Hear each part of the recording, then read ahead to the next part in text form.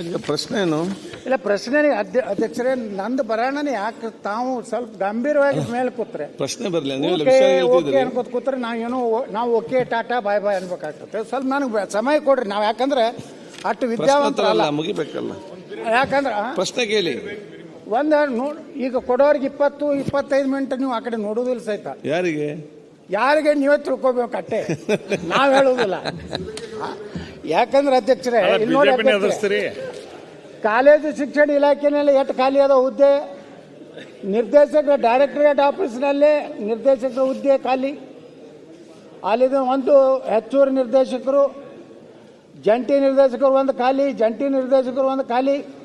ಎಲ್ಲಿ? ಡೈರೆಕ್ಟರೇಟ್ ಆಫೀಸ್ನಲ್ಲಿ. ಜಂಟಿ ನಿರ್ದೇಶಕರ ಕಚೇರಿಯಲ್ಲಿ ಅಧ್ಯಕ್ಷರೇ ಮೈಸೂರಿನಲ್ಲಿ ಒಂದು ಖಾಲಿ, ಪ್ರಸ್ತುತ ಪ್ರಭಾರದಲ್ಲಿ ಕಾರ್ಯನಿರ್ವಹಿಸುತ್ತಿದ್ದಾರೆ, ಅವರು ಡೆಪ್ಯುಟೇಷನ್ ತಗೊಂಡವರು. ಬೆಂಗಳೂರು ಒಂದು ಖಾಲಿ ಹುದ್ದೆ, ಪ್ರಸ್ತುತ ಪ್ರಭಾರ ಒಂದು, ಮಂಗಳೂರು ಒಂದು ಅದೂ ಪ್ರಭಾರ, ಧಾರವಾಡ ಒಂದು ಅದು ಪ್ರಭಾರ, ಶಿವಮೊಗ್ಗ ಅದೂ ಪ್ರಭಾರ, ಕಲಬುರಗಿ ಅದು ಪ್ರಭಾರ. ಒಟ್ಟು ಕಾಲೇಜುಗಳು 430, ಪ್ರಾಂಶುಪಾಲರ ಹುದ್ದೆಗಳು 430, ಖಾಲಿ ಹುದ್ದೆಗಳು 430 ಹುದ್ದೆಗಳು ಯಾರನ್ನು ತಗೊಂಡಾರ? ಹಿರಿಯ ಉಪನ್ಯಾಸಕರನ್ನ ಅಲ್ಲಿ ಪ್ರಾಚಾರ ಮಾಡ್ಯಾರ. ಇವ್ರು ನಮ್ಮ ಸಚಿವರು ಹೇಳ್ತಾರೆ ಕೆಲವೊಂದು ಮಂದಿ ಕೋರ್ಟಿಗೆ ಹೋಗ್ಯಾರತ್ತೆ. ಕೋರ್ಟಿಗೆ ಯಾರು ಹೋಗ್ಯಾರ?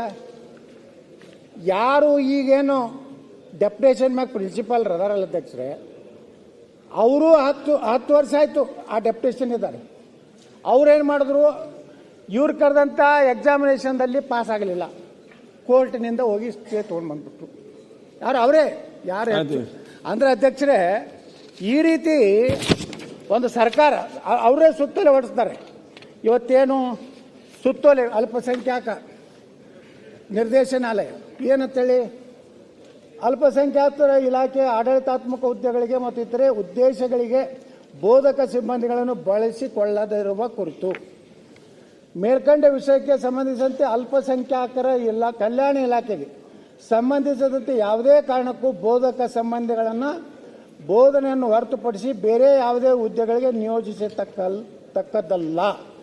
ಈ ವಿಷಯದಲ್ಲಿ ಮಾನ್ಯ ಕರ್ನಾಟಕ ರಾಜ್ಯ ಉಚ್ಚ ನ್ಯಾಯಾಲಯವು ಬೆಂಗಳೂರು ಪೀಠವು ಸದರಿ ವಿಷಯಕ್ಕೆ ಸಂಬಂಧಿಸಿದಂತೆ ಈ ಕೆಳಗಂಡಂತೆ ಆದೇಶ ನೀಡುತ್ತದೆ. ಏನು ಹೇಳ್ತಾರೆ ಅಧ್ಯಕ್ಷರೇ?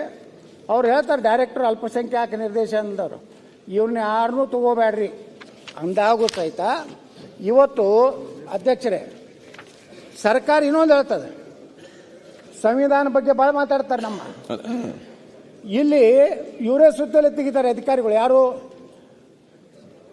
ಸರ್ಕಾರಿ ಪದವಿ ಪೂರ್ವ ಕಾಲೇಜುಗಳ ಉಪನ್ಯಾಸಕರು ಹಾಗೂ ಪ್ರಾಥಮಿಕ ಶಾಲಾ ಮತ್ತು ಪ್ರೌಢಶಾಲಾ ಶಿಕ್ಷಕರುಗಳನ್ನು ಬೋಧಕೇತರ ಕಾರ್ಯಗಳಿಗಾಗಿ ಬೇರೆ ಬೇರೆ ಕಚೇರಿಗಳಿಗೆ ನಿಯೋಜಿಸುವುದರಿಂದ ಶಾಲಾ ಕಾಲೇಜುಗಳಲ್ಲಿ ಮಕ್ಕಳ ವಿದ್ಯಾಭ್ಯಾಸಕ್ಕೆ ತುಂಬಲಾರದ ನಷ್ಟ ಆಗುತ್ತದೆ.